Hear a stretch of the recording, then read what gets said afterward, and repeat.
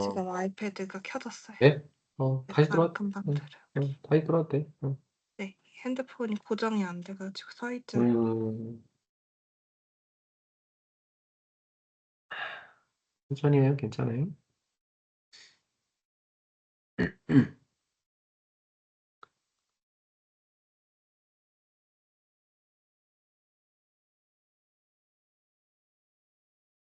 네 지금 들어갔어요. 요거 일단 나갈게요. 음, 음.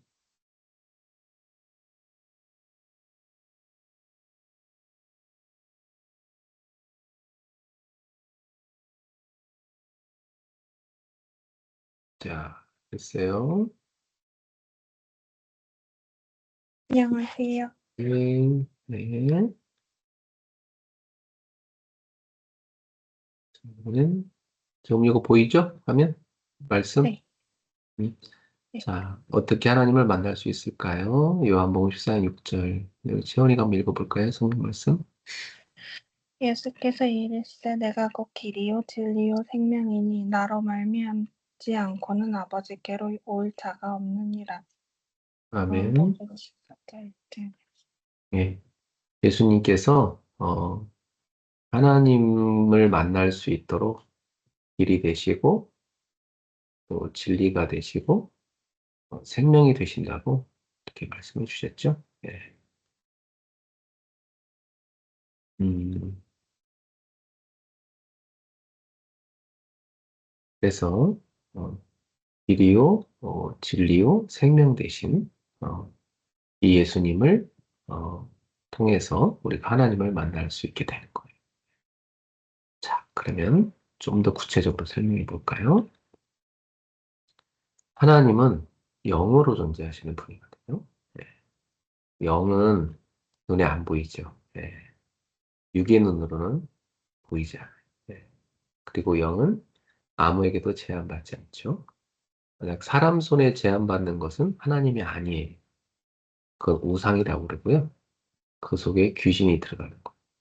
그래서 여기 고린도전서 10장 20절에 바울 사도께서 뭐라냐면 대저 이방인의 제사하는 것은 귀신에게 하는 거지 하나님께 하는 게 아니다. 나는 너희가 이 귀신과 교제하는 자 되기 원치 않는다. 그렇게 말씀했어요. 그러니까 사람 손으로 공장에서 만들어다가 어, 놓고 그 앞에 절하는 그 우상, 이 우상은 신이 아니고요. 네, 그 속에는 귀신이 들어가는 것이다. 우리 하나님은 이렇게 우상처럼 이렇게 제한받는 존재가 아닌 거죠. 네. 우상이라는 건 뭐 그냥 이쪽에다 옮겨놓으면 저쪽으로, 저쪽 옮겨놓으면 저쪽으로 얻게 되는 거죠. 그 사람들은 눈에 안 보이면 잘 안 믿거든요. 그러니까 종교에서는 사람들을 믿게 만들기 위해서 이런 형상을 이렇게 만들어놔요. 그걸 보고 여기에 그 신이 들어와 있다고 사람들한테 얘기를 하거든요. 그래서 그 우상을 통해서 그 신을 사람들은 접신하는 거예요. 네. 근데 우리 하나님은 그런 우상을 사용하지 않으신다. 그럼 하나님은 누구를 사용하실까요? 우리예요. 우리가 하나님의 형상이에요. 우리가 봐. 그러니까 이 우상이란 단어하고 하나님 형상이란 단어랑 원래 같은 단어예요. 그러니까 우상 단지를 통해서 귀신이 자기 존재를 나타내고 사람들하고 접신하듯이 우리 하나님은 누구를 통해서? 하나님 형상인 우리를 통해서 우리 속에 들어오셔서 우리를 성전 삼고 하나님의 형상을 가진 인간을 통해서 세상의 사람들에게 하나님을 나타내 보이시는 거죠. 그러니까 그런 엄청난 차이점이 있어요. 그러니까 하나님은 이런 물건에 들어가는 분이 아니고 하나님의 형상인 사람 속에 들어오셔서 우리를 통해서 하나님을 나타내신다. 그러면 재원이가 낳은 아기인 뭐 우리 새벽이라든지 또 뭐 새벽의 동생이라든지 또 뭐 우리 남편이라든지 이런 주변에 있는 분들이 체원이를 통해서 하나님이 어떤 분인가 이렇게 알게 되는 거죠. 하나님을 만나게 되는 거예요. 그러니까 우리가 되게 하나님을 드러내는 존재구나, 나타내는 존재구나. 그게 하나님 형상이란 말이거든요. 굉장히 우리는 중요한 사람들인 거죠. 자, 하나님은 영으로 계시기 때문에 무소부재하시다. 이 말은 안 계신 곳이 없다. 그리고 무소부재하시다. 모르시는 것이 없으시다. 그리고 omnipotent, 무소불능하시다. 불가능이 없으시다. 그러니까 하나님은 모든 것을 아시고 모든 것을 할 수 있고 어디든지 계시고, 그러니까 우리를 창조하신 전능하신 하나님이죠. 그러므로 그분의 이름을 뭐라고 부르냐면 여호와라 부른다. 여호와. 여호와란 말은 정확한 하나님의 이름이라고 볼 수가 없어요. 사람들이 유추했을 뿐이에요. 하나님의 정확한 이름은 사람들이 잊어버렸어요. 그래서 사람들이 또 하나 유추한 단어가 있는데 야훼라는 단어도 사람들이 하나님이라고, 하나님의 이름일 거라고 유추한 단어예요. 야훼도. 그래서 어떤 교회는 야훼라는 단어를 쓰고 또 일반적인 교회는 지호바, 여호와를 써요. 그리고 이제 사람들이 유추한 거예요. 음역을 따서. 네. 근데 조금 요즘 신학자들에게는 야훼가 좀 더 타당성이 있다 이렇게 얘기를 합니다. 네. 근데 그러나 하나님 이름 몰라. 왜 모르냐면 하나님의 이름을 망령되게 함부로 부를 수 없기 때문에 구약 성경에서 하나님의 이름이 나오면 사람들이 스킵했어. 하나님의 이름을 안 부르고 대신 하나님의 이름을 뭐라고 부르냐면 아도나이, 주님이라고 불러요. 하나님의 이름을 부를 수가 없어요. 예를 들어서 우리가 어, 우리 저의 아버님이 이름이 있는 제가 이제 우리 아이들이 제 이름이 김성수잖아요. 근데 우리 아이들이 저를 얘기할 때 김성수가 이러면 이상하잖아. 그죠? 그러니까 우리 아이들이 뭐 내 이름이 나오면 우리 아버님이 이렇게 넘어가잖아요. 네. 그런 것처럼 뭐 우리 목사님이 이렇게 넘어가든지 그래서 하나님의 이름을 함부로 부르지 않기 위해서 못 부르고 그냥 뛰어넘어가다 보니까 구약의 그 언어인 히브리어는 모음이 없고 자음으로만 이루어진 문자거든요. 그러니까 거기서 태어난 사람들은 그냥 자음만 보고 전체 문맥상에서 이게 무슨 뜻인지를 그냥 읽어내요, 다 그냥. 근데 후대들은 못 읽죠. 그래서 나중에 학자들이 모음을 만들어서 넣었어요. 그러나 이 여호와 하나님의 이름은 사람들이 그냥 아도나이라고 대신 불렀기 때문에 모음이 전달되지 않았어요. 그래갖고 까먹었어. 그 학자들이 아도나이라는 모음에다가 맞춰서 넣어가지고 만든 단어가 여호와, 야훼 이렇게 됩니다. 자, 사람은 영적 존재이기 때문에 영이신 하나님을 만나야 되는데 영이신 하나님을 만나는 걸 뭐라 하냐면 구원이라 한다. 그래서 우리 영이 영으로 존재하시는 하나님을 영적으로 만나는 거예요. 그게 구원이에요. 자, 하나님은 영으로 존재하신다. 이게 첫 번째 핵심 포인트고요. 두 번째. 그런데 반대로 인간은 뭘 갖고 있어요? 육을 갖고 있죠. 그러니까 육을 갖고 있기 때문에 하나님을 볼 수가 없어요. 눈에 안 보여요. 만약에 하나님을 봤다고 하는 사람이 있다면 그 사람은 어떤 사람일까요? 그 사람은 돌봐줘야 될 사람인 거죠. 어제 하나님 봤다고 그런다든지, 자기 옛날에 하나님 본 적이 있다든지, 그런 사람은, 이 사람은 돌봐줘야 될 사람이구나. 그 생각 때문에. 네. 정신병원에 가야 될 사람인 거죠. 네. 네. 하나님은 눈에 볼 수 없어요. 네. 사람의 영은 육체 속에 제한이 있어요.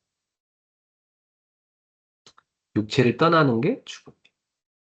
그러니까 구원의 기회도 언제밖에 없죠? 육체 속에 있을 때, 이때만 구원의 기회가 주어지는 것이다. 근데 대표적인 예로 여기 누가복음 16장에 보면요, 부자와 거지 얘기가 나오거든요. 예수님이 드신 예화예요. 근데 둘 다 죽는데, 부자는 지옥에 떨어진다고 했고, 거지는 아브라함의 품에 안긴 모습이 보여요. 그래서 서로 이렇게 부자는 지옥에서 천국에 있는 그 아브라함 품에 안겨 있는 거지를 보게 되는 거. 그리고 이 부자가 제발 아버지 아브라함이요. 내 목이 내가 너무 더우니까 저 거지 나사로의 손끝에 물 한 모금을 찍어갖고 내 혀를 좀 서늘하게 해주세요. 이렇게 부탁을 합니다. 근데 이 구렁텅이가 놓여 있어서 천국과 지옥은 오갈 수 없다고 예수님 그렇게 아브라함이 그렇게 얘기를 합니다. 그러니까 그러면 아버지 아브라함이야 제발 저 나사로를 우리 집에 보내갖고 우리 가족들 좀 이 지옥에 오지 않도록 하나님 믿도록 얘기해 주세요. 그렇게. 근데 이미 세상에는 하나님 말씀이 있기 때문에 그 말씀을 듣지 않는다면 죽은 자가 살아서 얘기해도 안 믿는다. 이렇게 말씀하셨어요. 자, 그러니까 구원의 기회는 언제밖에 없어요? 네, 육체 속에 있을 때는, 살았을 때는 할수 있다. 자, 그러면 인간이 육을 갖고 있기 때문에 하나님께 갈 수가 없잖아요. 그러니까 하나님이 인간을 위해서 구원의 길을 열어주신 거예요. 자, 영이신 하나님이 사람을 구원하시려고 사람 몸을 입고 오신 거죠.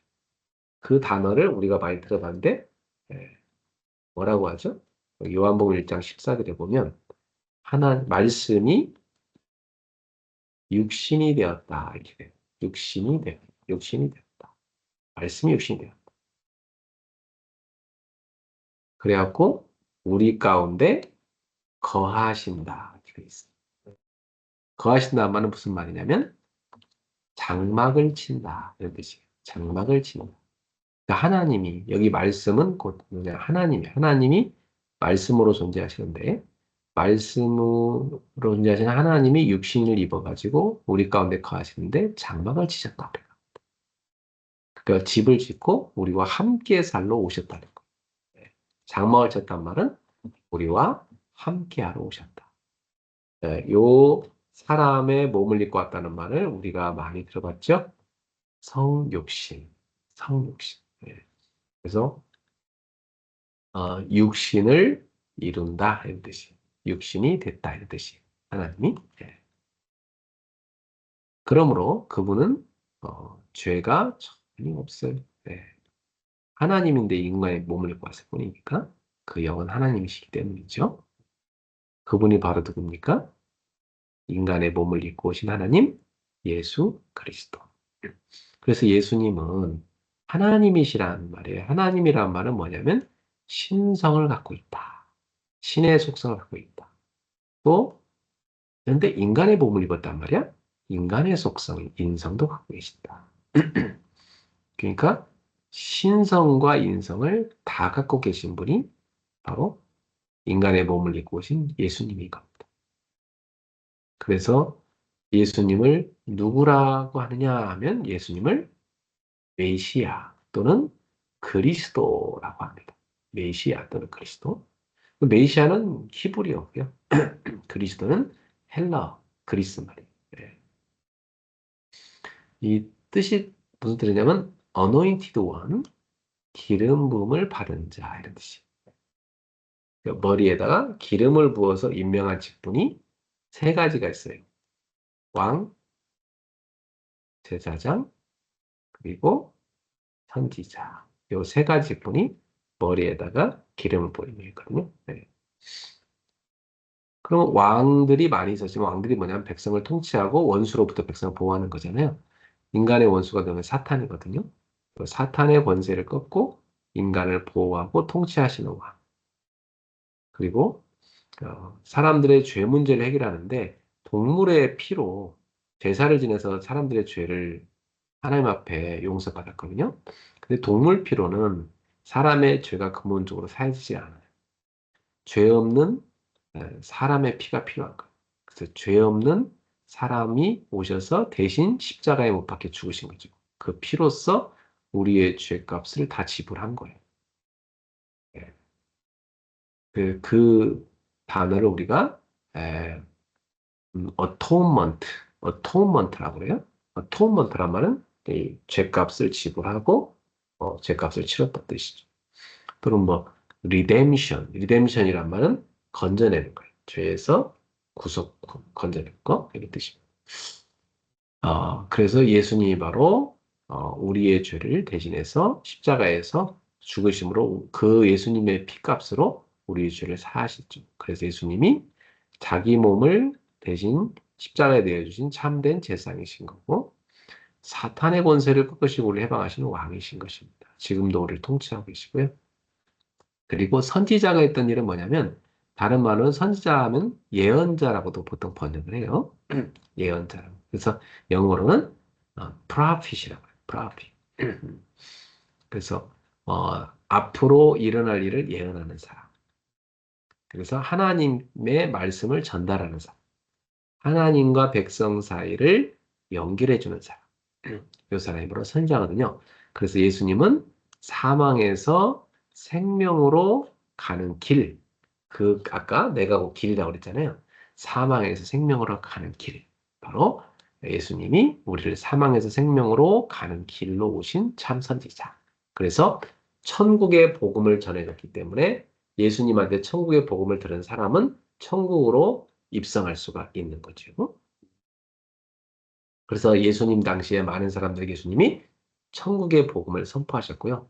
그 천국의 복음을 듣고 예수님을 통해서 천국으로 사람들이 다 입국할 수 있게 되고. 그래서 예수님은 천국 백성을 모으셨어요.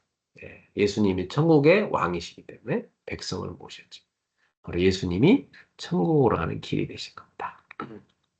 자, 많은 왕들이 있었지만 사탄을 이기지 못했고, 많은 제사장이 있었지만 동물 피로서 임시적인 죄 얘기를만 했지, 근본적으로 죄를 끝내지 못했고, 많은 선지자가 있었지만, 사망에서 생명으로 건져낼 수는 없었고, 하나님께 가는 일시적인 길 역할을 했을 뿐인데, 하나님께 가는 영원한 길이 되신 분이 예수님이신 거예요.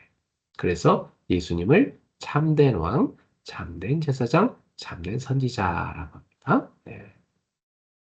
그러니까 이 기름을 부어 임명한 이 세 가지 직분의 의미가 바로 그리스도의 의미인 거예요. 그래서 예수님은 뭐하러 오신 분이에요? 우리를 구원하러 오신 구원자고 그분이 하나님이신 거죠. 그런데 하나님의 아들로서 이 땅에 오신 거예요. 성자 하나님으로 오신 거예요. 그래서 사람의 모습을 입고 오신 것이었죠. 네. 이 예수님을 영접할 때, 예수님을 내 안에 모셔드릴 때, 내 영이 하나님의 영과 만남이 이루어지죠. 이렇게 예수님을 내 안에 모셔드릴 때.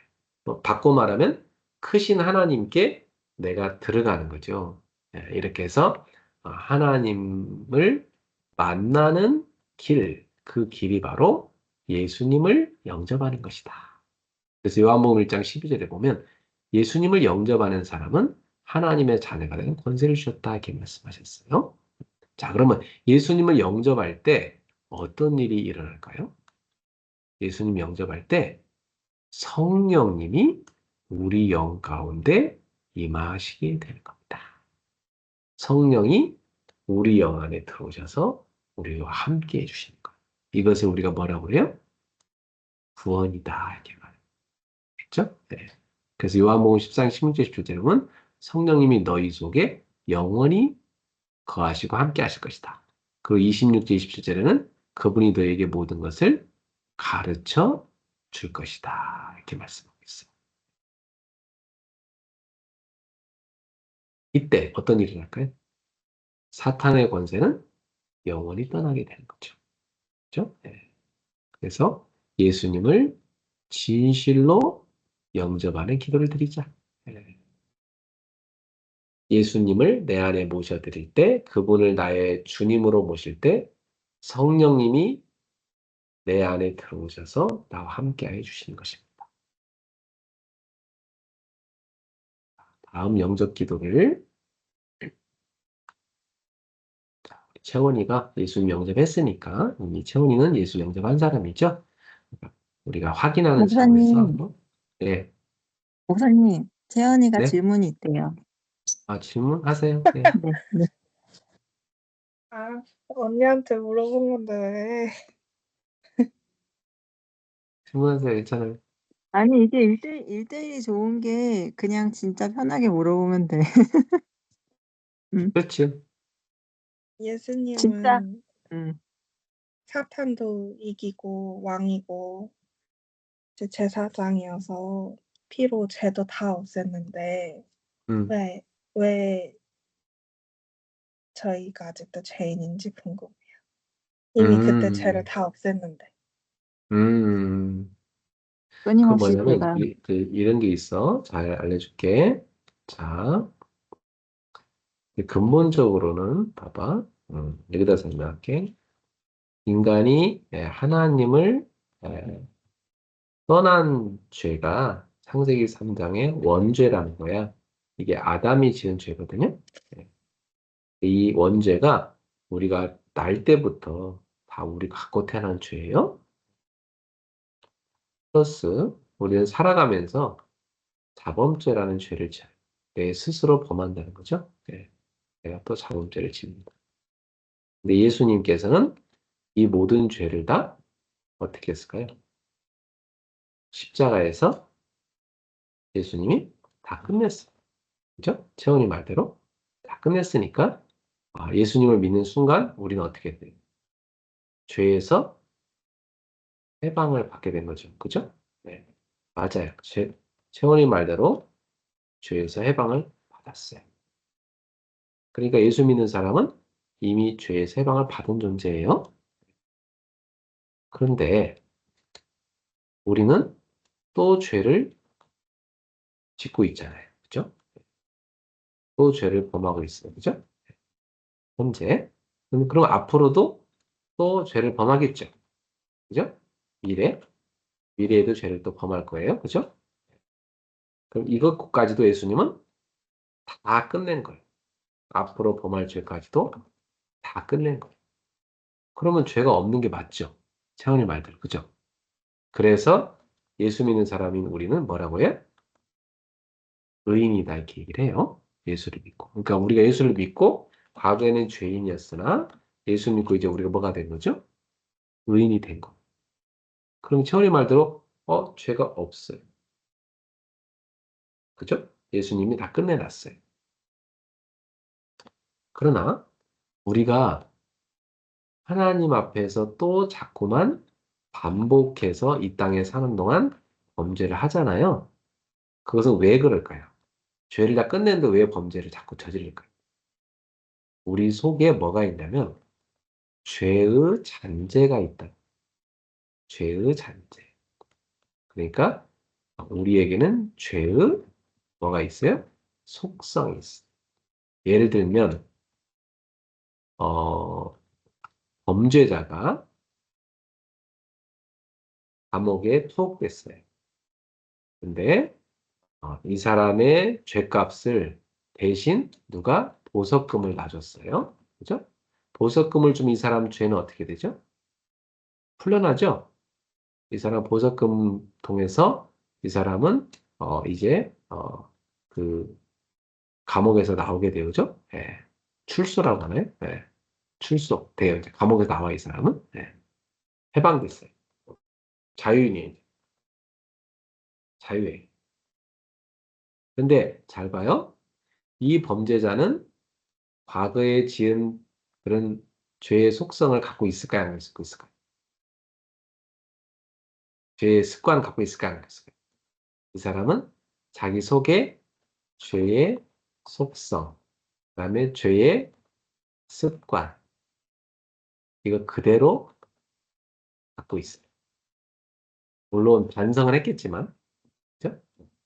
반성을 했을 거예요. 감옥 안에서, 나 죄 짓지 말아야지. 그죠? 반성을 했어요. 그렇지만 이 사람은 그대로 뭘 갖고 있어요? 죄의 습관을 그대로 갖고 있는 거죠.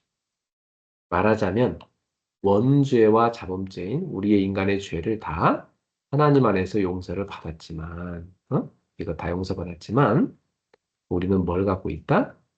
뭐가 있냐? 여전히 죄의 잔재가 우리 속에 남아. 어? 이 죄의 잔재가 우리 속에 남아 있어서 이 죄의 속성이 우리에게 남아 있어서 우린 자꾸만 또다시 죄를 반복하고 있다. 그러다 보니까 하나님이 우리의 죄에 대해서 어떻게 생각하실까요? 죄라는 건 뭐냐면 하나님으로부터 멀어짐이. 하나님 가까이 가는 게 아니라 하나님부터 멀어짐. 그러니까 하나님은 이 우리의 죄에 대해 어떻게 생각하세요? 슬퍼하시죠. 이제 하나님처럼 거룩해지기 원했는데 자꾸 또 반복해줘야 되니까 슬퍼하시죠. 그래서 하나님께서 우리에게 뭐 하시죠? 너의 죄를 회개해라. 회개라는 말은 뭐죠? 두 가지 뜻이 있어요.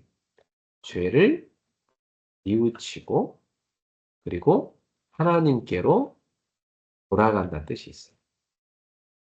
그렇죠? 자, 죄를 뉘우치었으면 가던 길을 어떻게 해야 돼요? 유턴해야 돼요. 그렇죠? 죄로 향하던 길을 유턴해서 누구한테로 돌아가야 돼요? 하나님께로. 그렇죠? 하나님께로 돌아가야 돼요. 이것을 뭐라고요? 회개라고 한다. 회개. 그렇죠? 이걸 회개라고 한다. 그래서 그렇게 하나님께 돌아간다는 말은 뭐죠? 하나님과 우리가 어떻게 되는 거죠? 화해를 이루는 것. 하나님과 우리가 화해를 이루는 것. 그러니까 왜 회개해야 돼요? 태원이? 하나님과 뭐 하기 위해서? 화해를 이루기 위해서. 태원이가 말한 것처럼 예수 믿는 순간 우리의 죄는 다 끝났어요. 다 끝이에요. 그죠? 이거 엄청난 거지, 이건 사실은. 아니, 뭐, 과거의 죄만 용서받았다면, 뭐, 그래도 좀 이해가 되는데, 뭐, 미래 죄까지 용서받았다니까. 이건 뭐, 엄청난 거죠? 응. 말하자면, 이제, 어떤 사람이 있냐면, 북한에 살던 사람이 월남했어요.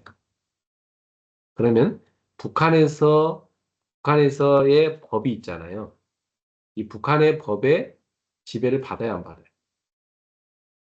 이 사람은 남한법의 지배를 받아요. 그지? 그럼 북한법에 대해서는 어떻게 돼?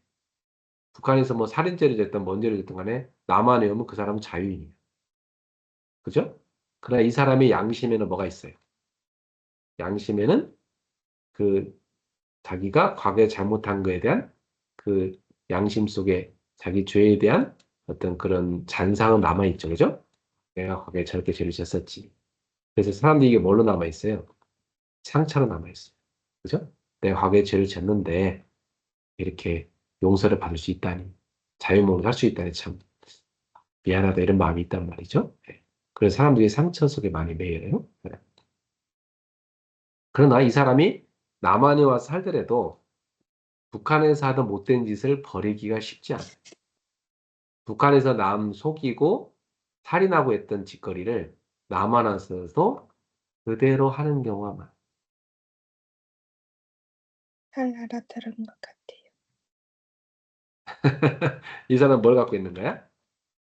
죄의 속성과 잔재를 그대로 갖고 있는 거야. 그지? 네. 그 이 사람이 또 똑같이 과거의 죄를 졌어. 그럼 남한에서 어떻게 해요? 그 죄에 대해서 처벌을 하죠. 그죠? 네. 그러나 이 사람에 대해서 어떻게 생각해요? 과거에 북한에서 살던 사람이기 때문에 그걸 참작을 해줘요. 남한에서. 그죠? 네. 그렇지만은 사회법은 어떻게 해요? 사회법은 그 죄에 대해서 분명히 대가를 지불해요. 그죠? 네. 그러나 우리 하나님은 어떻게 해요? 우리 하나님은 끝까지 용서하시는 거예요. 그러나 우리 하나님 원하는 건 뭐예요? 하나님 원하시는 것은 너가 회개를 해. 회개는 아까 뭐라고 그랬지? 이게 되게 중요한 거야. 이웃춤으로 끝나는 게 아니야. 내가 죽일 놈이야 끝나고 끝나고 뭐 술 마시고 아무리 뉘우쳐봐도 소용없어. 끝나는 게 아니라 유턴해야 돼. 그 삶에 돌이켜서 이제 하나님께로 가서 우리는 어떤 삶으로 가야 돼?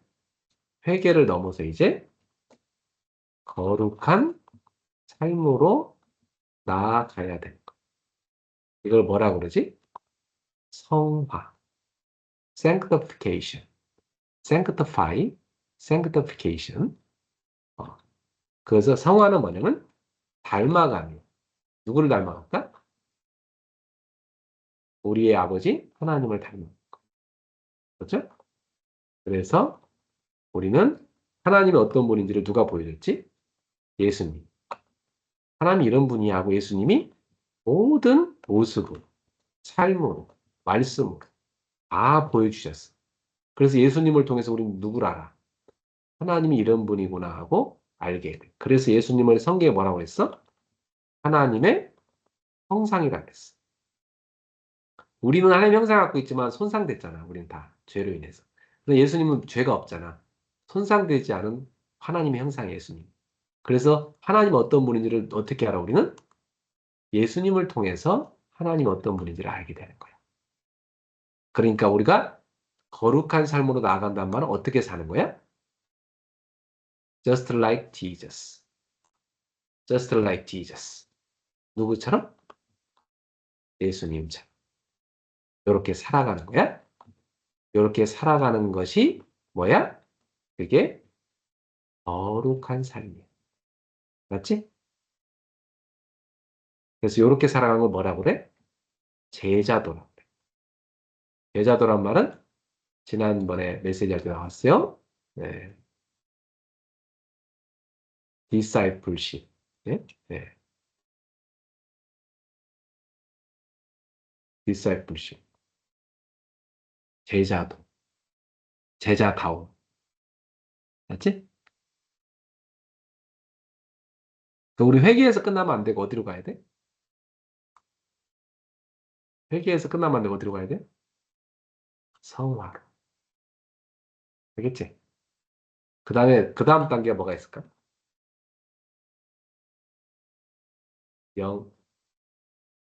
영화가 있어, 영화. glorification. glorification. 영광스럽게 변화된 우리. 이건 어디 가서 될까? 이건 천국에 입성할 때. 알았지? 이 땅에서는 영화를 사모하고 예수 그리스도의 영광을 입기를 사모하며 가는 거예요. 그래서 예수님이 이 영화의 단계를 우리한테 보여줬는데 그게 뭐였지? 부활이었어. 예수님이 부활하시는 걸 뭐라고 했어요, 예수님이? 내가 영광을 입게 될 것이다. 그래서 아직 영광을 입지 못했다. 그래서 십자가를 통과해서 부활로 들어간 걸 뭐라고 그래? 영광. 그치? 영화의 단계에 들어간. 우리도 이제 죽음 이후에 어디로? 부활이라는 영광으로 들어가는 거야. 맞지? 그게 하나님 나라 들어갈 때 우리가 있게 되는 영광, 영화. 그래서 영화의 단계를 우리는 사모하며 살아가야 된다. 아주 중요한 질문 때문에 이렇게 아주 신학적으로 깊은 대화가 됐어요. 그런 질문은 언니한테 하지 말고 목사님한테 하세요. 네, 괜찮아요. 언제든지 질문 환영입니다. 목사님은 대화하면서 메시지하는 걸 되게 좋아해요. 그렇죠? 토론식의 방법을 되게 좋아합니다. 그렇죠? 네, 예수님처럼 예수님 그렇게 하셨잖아요. 대화하면서. 우문현답을 많이 하시죠, 예수님. 그죠? 네. 자, 언제든지 질문 해주세요. 그렇죠? 네. 자, 그렇다면 네. 오늘, 네. 뭐 또 질문 있어요? 없어요? 오케이. 그러면 이제, 있어요. 네, 네, 다음 이제 영접 기도를 한번 채원이가 영접을 확인하는 의미에서 한번 해볼까요? 고백하면서. 이렇게. 네. 사랑의 하나님, 저는 하나님을 떠난 죄인입니다. 지금까지 세상에서 죄 가운데 살아왔습니다. 인생이 어디서 와서 무엇을 하다가 어디로 가는지도 알지 못한 채 방황하며 살아왔습니다. 이제 저의 죄를 뉘우치며 회개하고 주님께 돌아가렵니다. 예수님은 저를 위해 십자가에 죽으시고 부활하신 그리스도이십니다. 저의 죄를 용서해 주시고 사망의 권세에서 해방시켜 주옵소서. 나의 인생을 얽어매고 실패로 끌고 다닌 사탄의 권세에서 해방시켜 주옵소서. 지금 이 시간 주님 앞에 제 마음 문을 엽니다. 사랑하는 주님, 지금 제 마음 중심에 저의 삶 속에 저의 주인으로 오세요. 잘렸어. 밑에. 오, 아, 아. 오시옵소서. 예수님을 저의 구주로 영접합니다. 지금 제게 임하시어 저를 다스려 주옵소서. 인생을 모두 주님께 맡깁니다. 제 안에 오신 주님 감사합니다. 일평생 참된 행복의 길로 인도하소서. 날 구원해 주신 예수 그리스도의 이름으로 기도합니다. 아멘. 네. 아멘. 이런 그 복음을 나중에 새벽이한테도 채원이가 해줘야 되고, 그다음 이런 영접 기도도 채원이가 새벽에 할 수 있어야 돼. 그리고 이제 보통 청소년기 되면 이제 그동안은 이제 부모한테 학습돼서 아이들이 보통 믿게 되지만 이제 의문을 품게 되거든요. 그래서 이제 청소년기쯤 되면 애들하고 진지한 대화가 필요해. 그동안 너한테 내가 신앙을 교육했는데 너 그동안 잘 받아들였는데 이제 엄마가 너한테 신앙 교육한 그 내용에 대해서 혹시 질문이 있거나 의문이 있으면 얘기해라. 그러면서 이제 어, 예수님을 너의 마음속에 인격적으로 너의 주인을 네가 모신 거 맞니? 확인해 봐. 좀 흔들림이 있으면 우리 엄마랑 다시 한번 이 고백을 하고 영접 기도를 하자. 이렇게 하고 그럴 필요가 있고. 우리 애들도 내가 나중에 물어봤는데 자기들 확실하게 영접이 돼 있다고 하더라고. 그래서 그래 그럼 다시 할 필요는 없고 하나님 잘 믿으라고 했죠. 네. 자, 그래서 하나님이 나와 함께 하시면 어떤 증거가 나타날까요? 이건 이제 다음 시간에 그죠? 네. 그 홀몸일 때하고 홀몸이 아닐 때하고 몸에 나타나는 증상이 다르죠. 예수님을 내 안에 생명으로 모시고 나면 많은 변화가 있다. 자, 오늘 이 말씀 예. 채원이한테 내가 요거 한 거 다 녹화해서 올려주죠. 그리고 페이퍼가 필요한 것은 또 PF도 다 보내줄게요. 카톡으로. 감사합니다. 이거 응, 갖고 이거 또, 싶어요. 그래. 내가 1, 2, 3번 다 보내줄게. 연락을 네, 했던 몇 것도. 개 찍긴 했는데 다 보내줄 테니까. 보내줄게요. 감사합니다. 자, 감사합니다. 그러면, 오늘 요걸로 마쳐야 되겠는데, 여기, 채원이는 메시지 정리 갖다 잘하니까, 이제 올해 우리 교회 표가 2026년 하나님 나라의 망대를 세우자. 그래서 응답의 그릇을 갖추자는 거거든. 응답의 그릇을 만들자. 그게 뭐냐면 하나님 나라의 망대를 세우자. 어, 그래서 첫 번째가 기도의 망대를 세우자. 그 서밋 클럽을 오늘부터 시작을 했고 언니도 참여를 했어요. 그래서 우리 새벽 5시에 일어나가지고 오려 그릇은 집중을 했거든요. 그 5가지 그릇을 다 우리가 오늘 이렇게 실행을 했어요. 그래서 새벽 나팡 하루 3번 집중의 시간을 꼭 갖는 거. 그죠? 네. 그래서 인생 최고의 축복 시간, 새벽에. 네. 그리고 인생 최대 만남의 축복을 낮에, 밤에 인생 최후의 작품을 만드는 거죠. 뭐, 육아일기를 밤마다 써도 괜찮고요. 네. 하나님께 일기를 써도 돼요. 그 다음에 두 번째 메시지가 제자의 망대. 로마서 16장에 보면 바울을 도왔던 그런 평생 헌신한 제자들이 나오거든요. 네. 그 제자들을 볼 때 뭐가 떠올라냐면 레드 다이아몬드가 떠올랐어요. 그리스도의 보혈의 색으로 빛나는 가장 귀한 제자들. 그래서 대표적인 인물이 브리스가 평생 교회를 사랑한 제자들이죠. 네. 이 사람들이 바로 70인 제자의 모델인데요. 우리 교회도 우리 언니 같은 이런 브리스가 그죠? 형부 같은 아버 있잖아요. 우리 채원이도 브리스가 그죠? 우리 수인이도 아군이다. 이런 부부 되길 바라고요. 그래서 네. 레드 다이아몬드다. 교회에 이런 제자가 세워져야 되는 거죠. 네. 그리고 이제 세 번째가 전도의 망대를 세우자. 전도 캠프 팀이에요. 빛을 비추는 팀이거든요. 그래서 이건 메시지 들었죠? 사모늘의 성공을. 24시간의 선물 하나 주시는데 오늘의 말씀 전도 기도를 꼭 성공해라. 그리고 너의 현장에다가 뭘 만들라? 빛의 우리. 나 자신을 살리는 현장, 나라의 현장을 살리는 나가다. 말씀 붙잡고 기도하고 응답받는 그런 걸 너 자신이 먼저 가져라. 하나님과 일대일 시간이죠. 그럼 분명히 만남의 축복이 온다. 그 사람과 내가 팀을 이루는 사역이 이루어져서 함께 팀을 이뤄서 함께 밴쿠버를 살리는 거죠. 그래서 이제 내 지비버가 되는 거죠. 제자를 훈련시키는 미션이 되는 거죠. 내가 전도한 사람 우리 집에 불러갖고 함께 포럼도 하고 예배도 드리고 제자의 삶을 같이 살아가는 거. 아까 말한 제자도. 그리고 뭐 새벽이 같은 경우도 이렇게 제자로 키워야 되는 거죠. 우리 효주를 보면 언니랑 똑같이 닮아가잖아. 그죠? 네.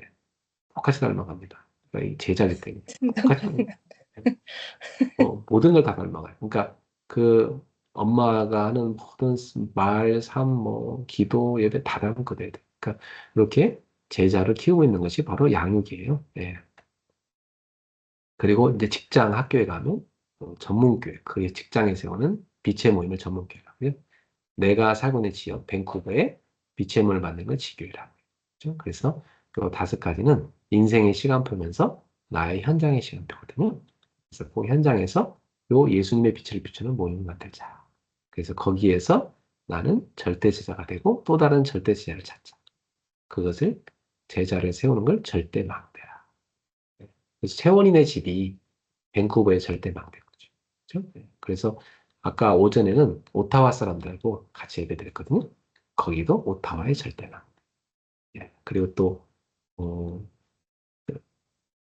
그 옆에 보면 채원이가 만나지 못했지만 또 다솔이도 있잖아요. 그지? 다솔이도 언젠가 만나보시기 바라고요. 네. 이렇게 해서 12제자를 예수님은 전 세계에 세웠다. 그죠? 우리 교회도 이렇게 세워가고 있죠. 70인 제자 채원이다. 그 지역에 교구를 형성하고 모든 현장에 일천망대를 세우자. 그래서 이 일을 하는 일을 뭐라고 해요? 전도 캠프라고 그래요. 전도 캠프는 한마디로 말하면 예수님의 빛을 비추는 삶이에요. 그래서 이 빛을 비추는 삶을 살아가도록 합시다. 알겠죠? 네. 네. 포럼 한번 하고 마치겠어요. 우리 채원이 포럼과 기도제.